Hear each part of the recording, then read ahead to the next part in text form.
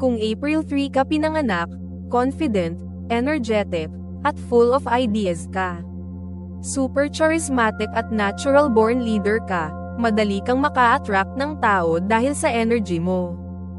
Creative at innovative ka, mahilig kang mag-isip ng new ideas at solutions. At syempre, determined at action-oriented ka. Kapag may gusto ka, hindi mo ito tinatantanan. Pero minsan, masyado kang impulsive, ginagawa mo kaagad ng hindi pinag-iisipan, kaya minsan may sablay.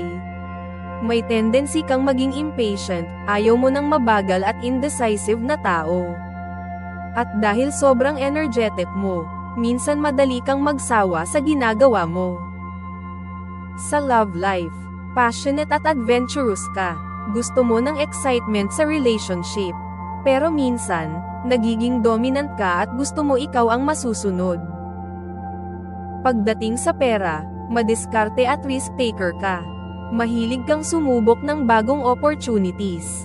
Pero ingat, dahil minsan, madali kang mag-spend sa wants kaysa needs. Nakarelate ka ba? O may kilala kang April 3 baby?